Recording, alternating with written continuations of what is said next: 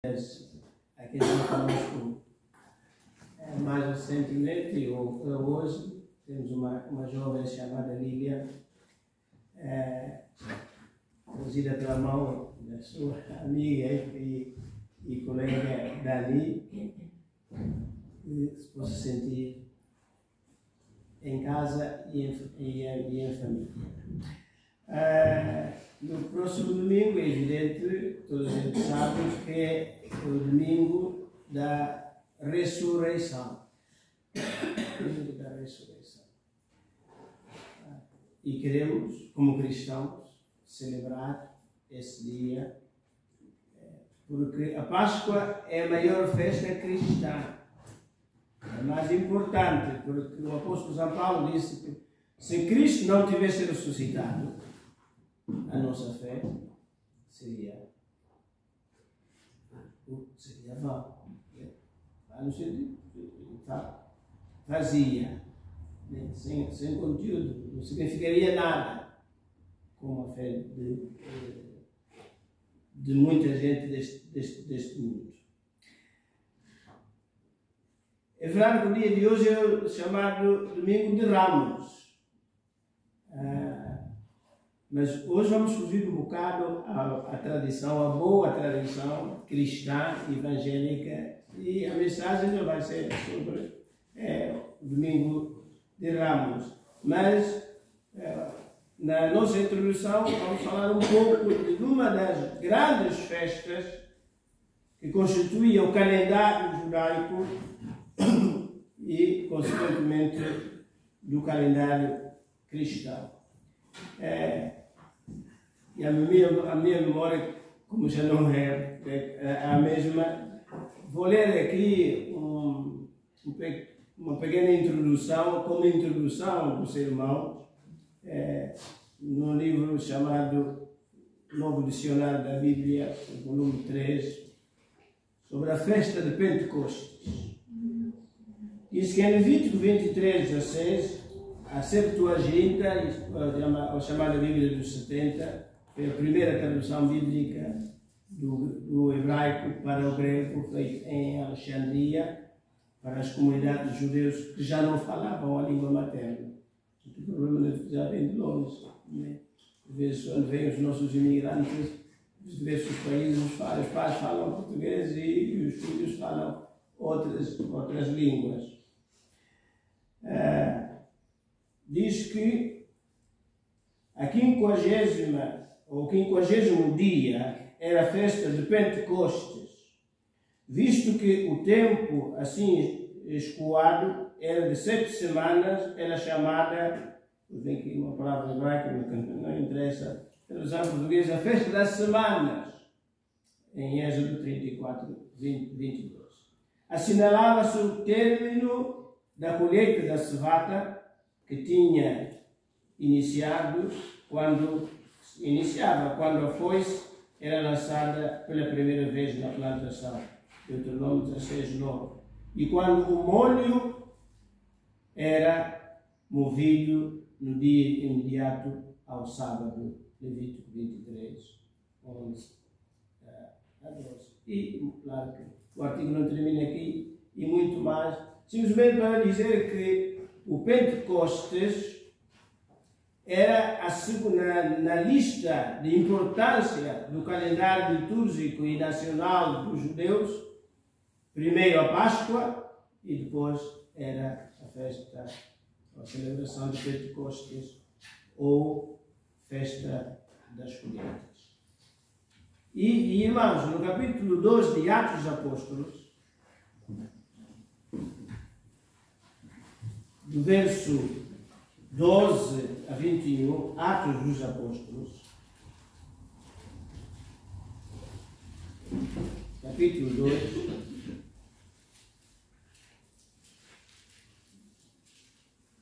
a partir do verso 12, Atos 2, a partir do verso 12. Estabelecendo uma pequena ligação a esta breve introdução, meus irmãos, sendo uma festa tão importante, a celebração do Pentecostes, uma das questões que se põe é, então, para celebrar uma festa dessa dimensão, dessa grandeza, o programa tem que ser muito bem elaborado. Os preletores, aqueles que vão intervir nessa festa, não pode ser uma pessoa qualquer. Alguém de peso, alguém com nome, alguém capaz de motivar as pessoas a largar muita coisa das suas vidas para estarem presentes. Só que, meus irmãos, quando a nossa vida, ou a vida de uma comunidade, de uma igreja, de uma comunidade cristã, quem dirige não é o homem, mas Deus,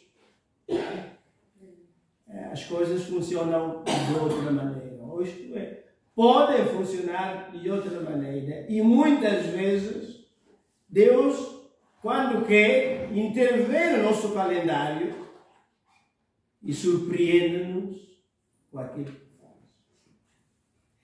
Se antecipadamente, nesse Pentecostes, depois da ressurreição de nosso Senhor Jesus Cristo, se a igreja em Jerusalém estivesse reunida numa assembleia, como nós fazemos, portanto, é normal os cristãos, as comunidades fazerem isso, e pensar quem é que vai realmente ser o pregador nesse dia, meus irmãos, quase que afiançava que seria impossível que o pregador, no dia de Pentecostes, depois da ressurreição do nosso Senhor Jesus Cristo, fosse aquele que foi. Eu, pessoalmente, não sugeriria o nome dele.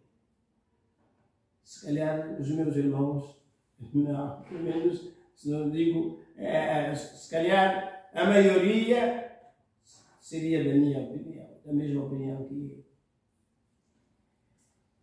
Então, vamos ler Atos 2, para ver o verso 12.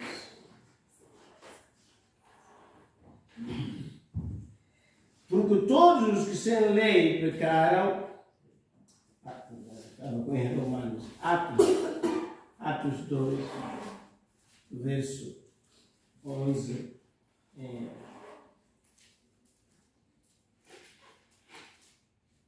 Atos 2. E todos se maravilhavam, verso 12, e estavam suspensos, dizendo uns para os outros: que quer isto dizer? E outros zombando diziam: estão cheios de mosto.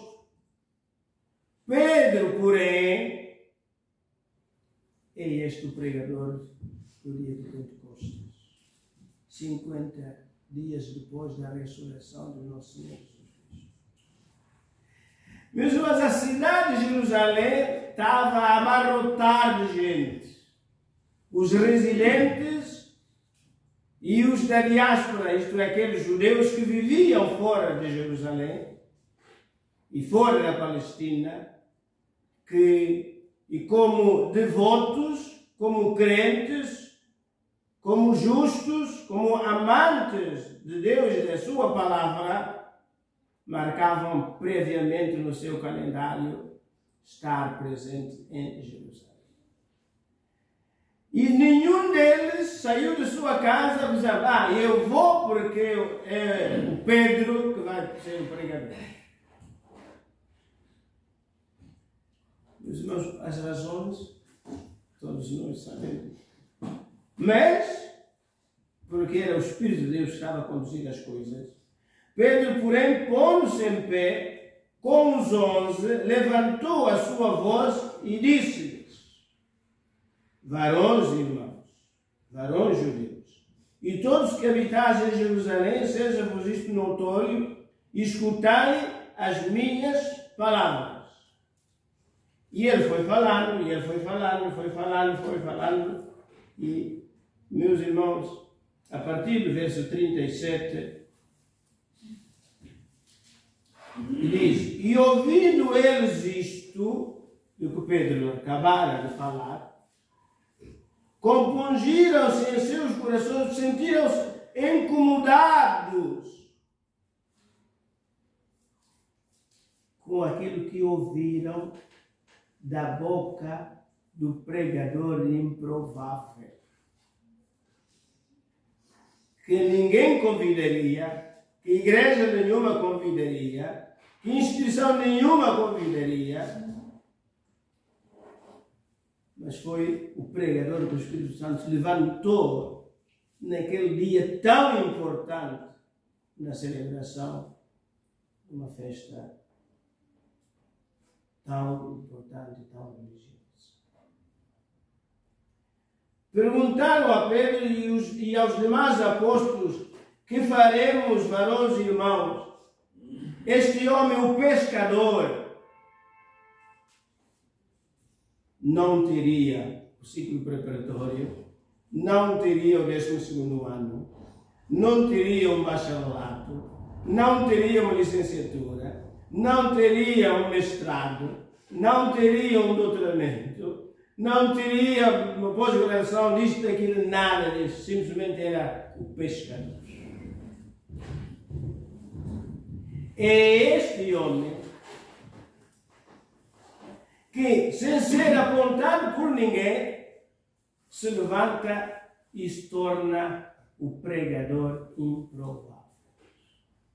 E uma das questões, meus irmãos, na minha cabeça, e com certeza que está à luz dos meus irmãos, é: se calhar, ao ver o Pedro levantar-se, chegar-se à palavra, ao púlpito, a vontade era de levantar e dizer: agora, isso não estava no programa, vai estragar o vida. E alguém pergunta: mas quem é ele? Em que seminário é que ele frequentou? Que faculdade? Qual é o seu grau acadêmico? Isso não chega a cima da filha. Ele é filho de quem? Porventura. Não pode. Mas a comissão das festas deixa aquele homem estar ali. Meus irmãos, ele prossegue, verso 39, porque a promessa, verso 38 diz: e disse-lhes Pedro: arrependei-vos e cada um de vós seja batizado em nome de Jesus Cristo para perdão dos pecados e recebereis o dom do Espírito Santo. São palavras que não eram habituais nem comuns nos cultos, nas sinagogas, no templo, mesmo que fosse um luxuoso templo restaurado por Herodes. Mas quem é este homem que ousadamente fala assim? Mas vou lembrando que os sacerdotes estavam ali, os fariseus, os escribas, a nata, a elite religiosa, aqueles que quando passavam as pessoas baixavam as suas cabeças, uns tiravam os seus chapéus. Verso 39, porque a promessa vos diz respeito a vós, a vossos filhos e a todos os que estão longe, a tantos quantos Deus nosso Senhor chamar.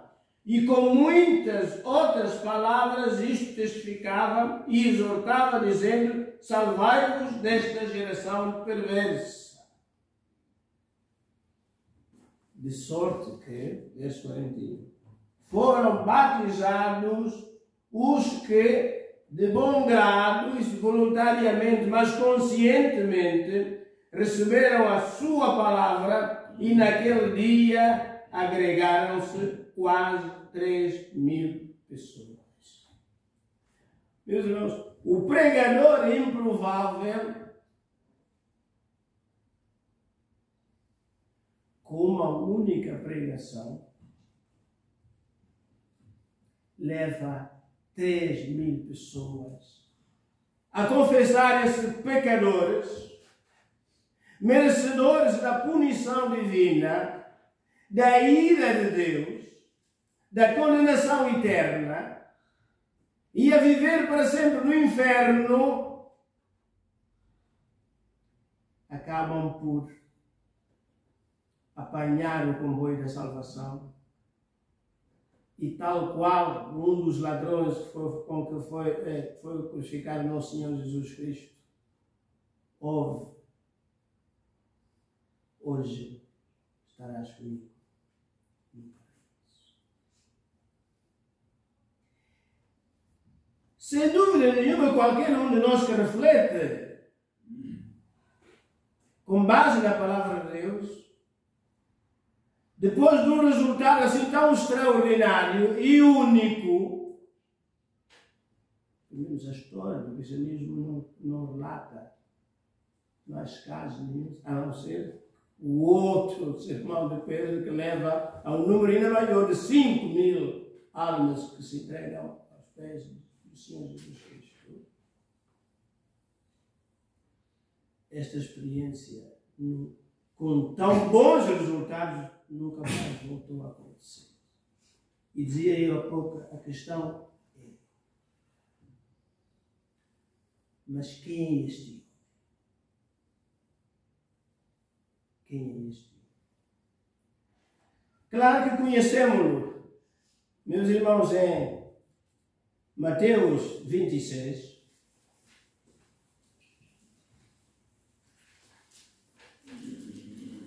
verso 3 a 5,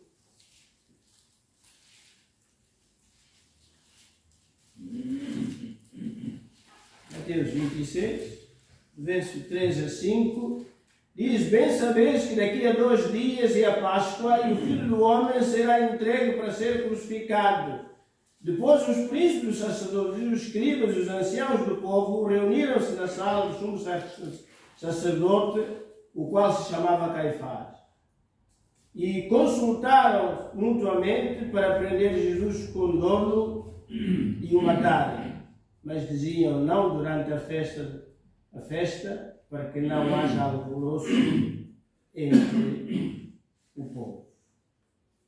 Mas, o que é isto? Quem disse isso? Quando chega aos ouvidos dos discípulos, eles vão reagir. A partir do verso 31 deste capítulo 26 diz: então Jesus lhes disse: todos vós esta noite vos escandalizareis em mim, porque está escrito: ferirei o pastor e as ovelhas do rebanho se dispersarão. Mas depois eu ressuscitar, irei adiante de vós para Galileia. Mas Pedro, respondendo, disse-lhe: ainda que todos se escandalizem em ti, eu nunca me escandalizarei. Disse-lhe Jesus: em verdade te digo que nesta noite, antes que o galo cante 3 vezes, vais-me negar. Pedro se apresenta, aquele que foi o pregador improvável no Pentecostes, é um homem que em determinado momento da sua vida olhou para si de cima a baixo, de baixo para cima, e sentiu-se um Hércules ou um Tarzan ou qualquer outro outra grande figura desses que se julgam os maiores. Ele prometeu, de facto, ser o segurança, um gorila, ao lado de Jesus Cristo. Não vou deixar.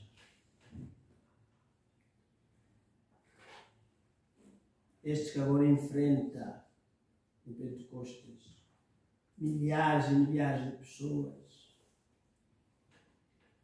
nesta altura, ele diz que ele não vai negar. 47 a 54 deste Mateus 26.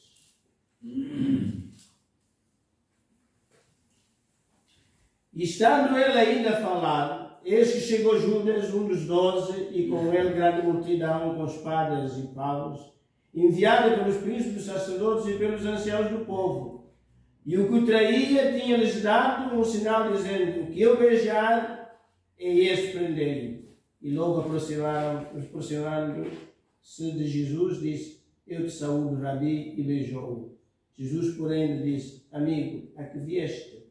Então, aproximando-se, eles lançaram a mão de Jesus e o prenderam. E eis que um dos que estava com Jesus, estendendo a mão, puxou da espada e feriu o servo do sumo sacerdote, cortou-lhe uma orelha. Então Jesus disse-lhe: mete no seu lugar a tua espada, porque todos os que lançarem a mão da espada, a espada morrerão. Ele não ficou só com as palavras. Ele, segurança, assumiu o papel de segurança, e a primeira ameaça ele mostrou daquilo que era capaz e prometeu ser capaz. Só que Jesus Cristo não aprova o seu ato de heroísmo, e talvez Pedro aqui começa a convencer-se bem: não vale a pena dar o meu corpo a manifesto, afinal eu tento e ele tira-me todo o poder, toda a capacidade, toda a razão para intervir. Meus irmãos, avançando mais um pouco, verso 54. Como, pois, se cumpririam as Escrituras que dizem que assim convém que não aconteça?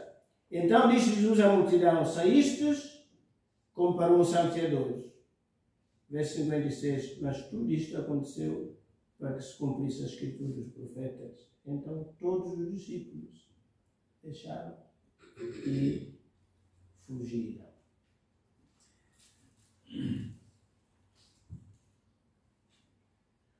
Se a coisa terminasse aqui, meus irmãos, não haveria assim nada de especial. Mas olhemos para Lucas 22, a partir do verso 54. Lucas 22.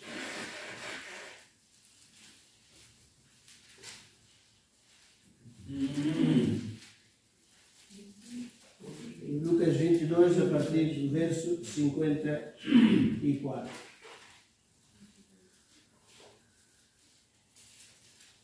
Então, prendendo-o, o levaram e o meteram em casa do sumo sacerdote, e Pedro seguia-o de longe. Já manteve a distância, né? E havendo-se acendido fogo no meio do pátio, estavam todos sentados, assentou-se Pedro entre eles. E como certa criada, vendo estar assentado ao fogo, pusesse os olhos nele, disse: este também estava com ele. Porém, ele negou, dizendo: mulher, não o conheço. E um pouco depois, vendo, outro disse: tu és também deles. Mas Pedro disse: homem, não sou. E passada quase uma hora, um outro afirmava, dizendo: também este verdadeiramente estava com ele, pois também Galileu. E Pedro disse: homem, não sei o que dizes. E logo, estando ele ainda a falar, cantou o galo. E virando-se o Senhor, olhou para Pedro. E Pedro lembrou-se da palavra do Senhor, como lhe havia dito: antes que o galo cante hoje, me negarás 3 vezes. Meus irmãos, como é que alguém com um passado assim pode, passados menos de 60 dias, ser o pregador improvável do Pentecostes com aqueles resultados?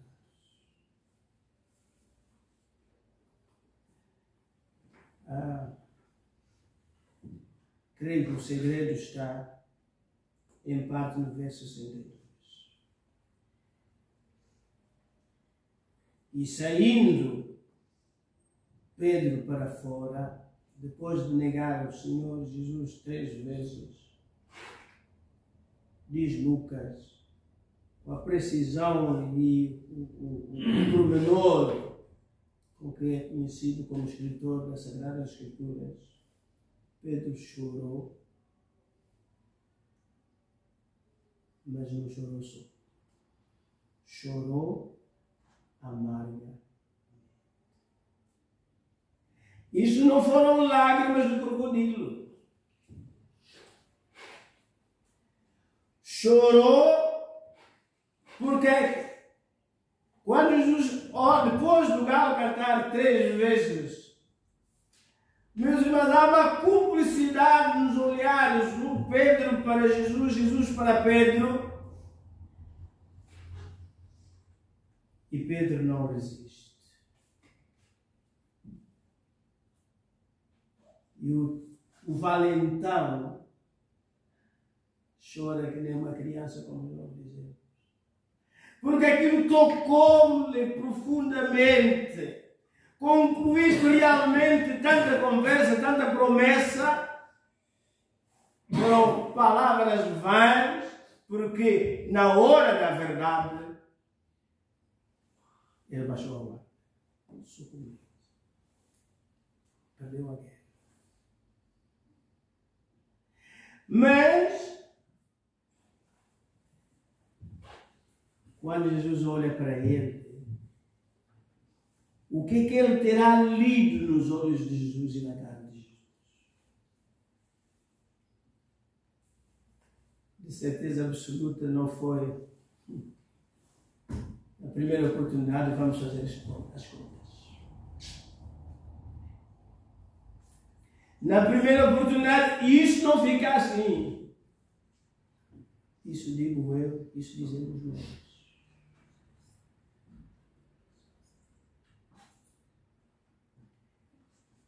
E se calhar é por isso que não choramos.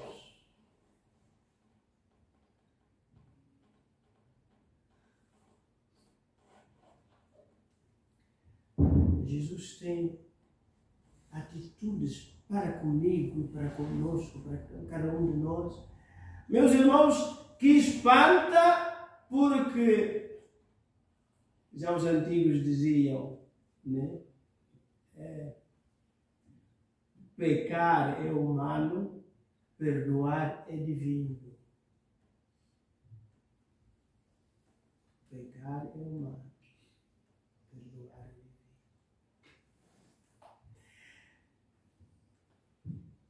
divino. O olhar de Jesus para Pedro, mesmo logo a seguir, a 3 vezes negar ao Senhor, não foi tanto de condenação, diz assim, acabou. Não te volto a dar nenhuma oportunidade. Esgotaste.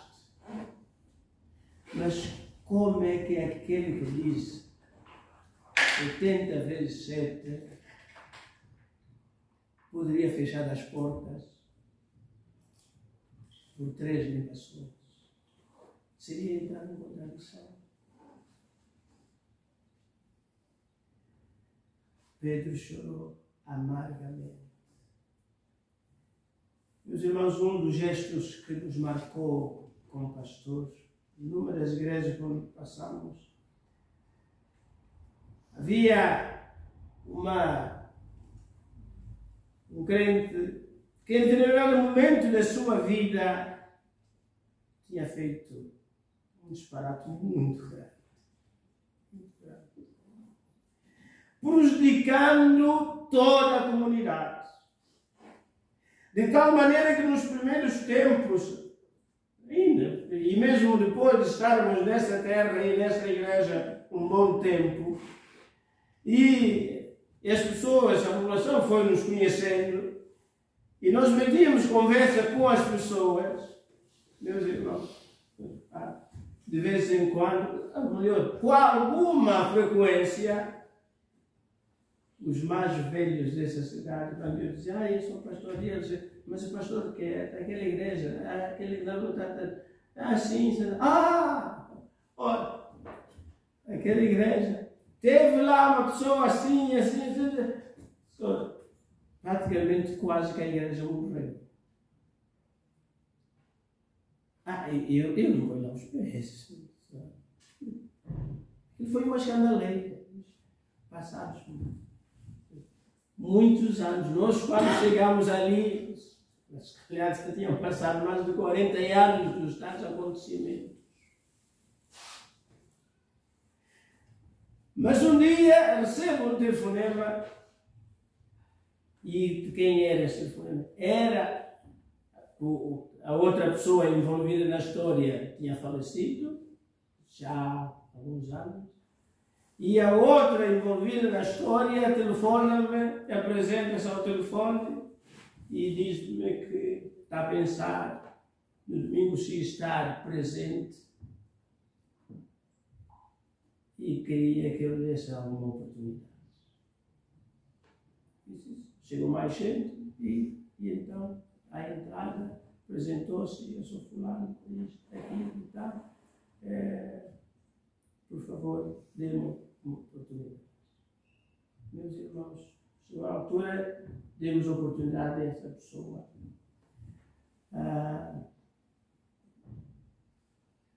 E foi chegando aos poucos à frente. Não tinha muitas forças. Tal era a luta que ela estava a travar, amparando-se nos bancos parecidos com esse. E ela chega à frente, meus irmãos, ajoelha-se, ergue as mãos, começa a chorar convulsivamente, assumindo publicamente o seu pecado, passado tanto tempo, e dizia: igreja, perdoe-me, eu prejudiquei a igreja, eu estou aqui para assumir as minhas faltas, o meu pecado.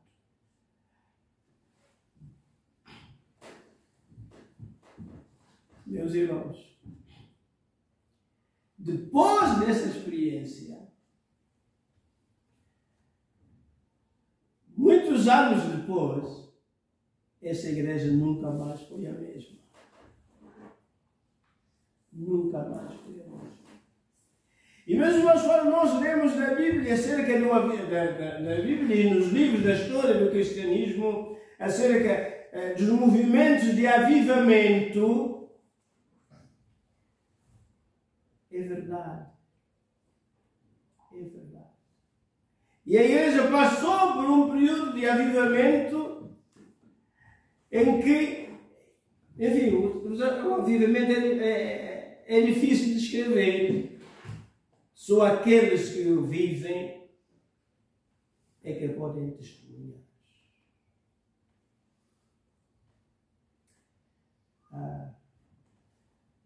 Quando as lágrimas são mesmo lágrimas do fundo do coração e de verdade, o Salmo diz que aos contritos de coração Deus não despreza. O tempo é curto, mas meus irmãos,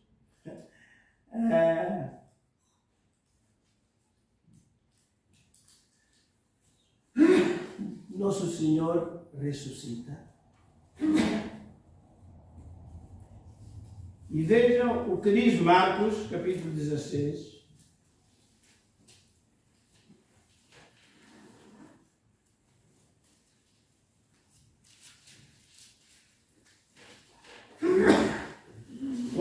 Capítulo 16, a partir do verso 1.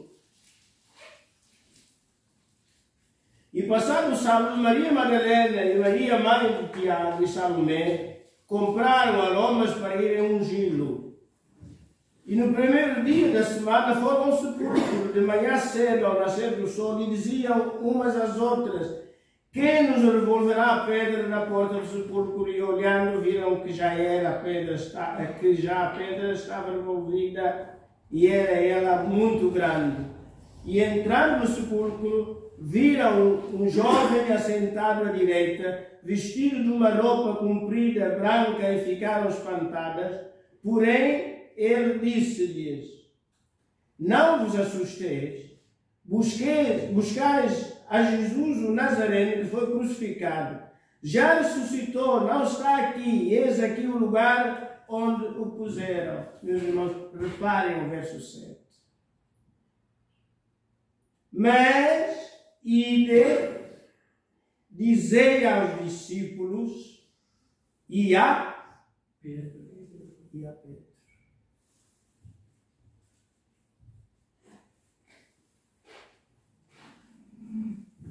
Meus irmãos, a Bíblia descreve de forma extraordinária como este homem que se comportou daquela maneira e que negou o Senhor da maneira como fez, mas que chorou amargamente o seu pecado, e como o nosso Senhor não o esqueceu,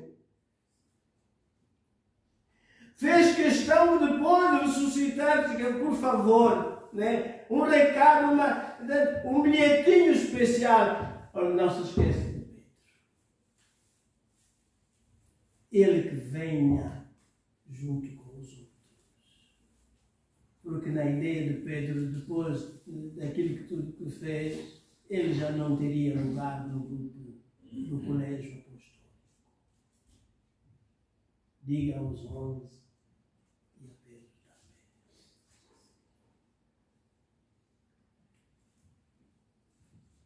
Jesus Cristo queria recuperar, não queria perder a Pedro. Porque o céu é para os pecadores arrependidos.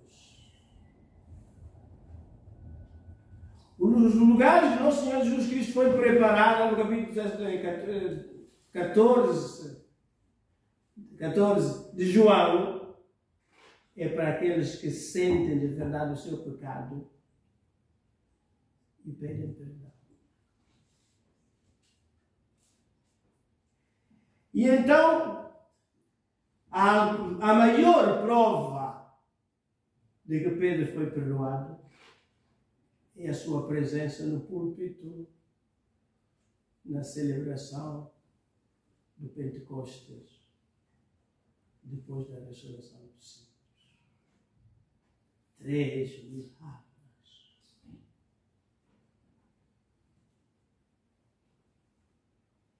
Meus irmãos, todos nós, de uma ou de outra maneira, temos ofendido o Senhor e a sua igreja. A começar por mim. Meus irmãos, creio que como igreja, e alguns de nós individualmente, estamos em dívida.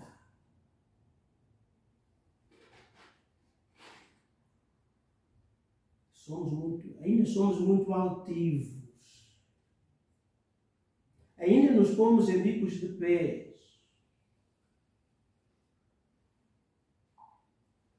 Ainda não choramos amargamente.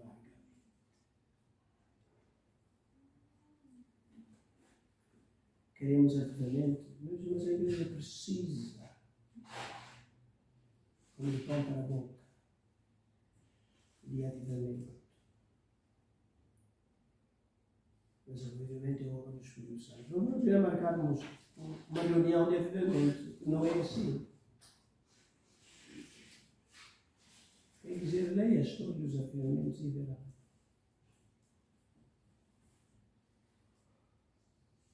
Podem ter passado muitos anos. Mas, se conseguimos nos humilhar ao ponto de caminhar como aquela pessoa mesmo aparando-se nos bancos para conseguir chegar à frente. Evangelhado publicamente com os seus olhos. Porque quando temos os olhos, vê o Deus Santo, Santo, Santo, e o pecador não se aguenta em pé, ajoelha-se, cai, e chora amargamente como Pedro. Mas o Senhor continua disponível. Digam aos outros, mas por favor, não esqueçam de Pedro. Quero ver. Meus irmãos, o resto, há muito mais textos bíblicos que apontam para a recuperação e a restauração de Pedro. Jesus lhe pergunta 3 vezes: amas-me a mim? Mais do que os outros? Mais do que isto? Apacenta as minhas ovelhas, apacenta os meus caminhos. E é todo este processo. Que Deus nos ajude a seguirmos os bons exemplos. E este livro está cheio deles. Amém? Amém.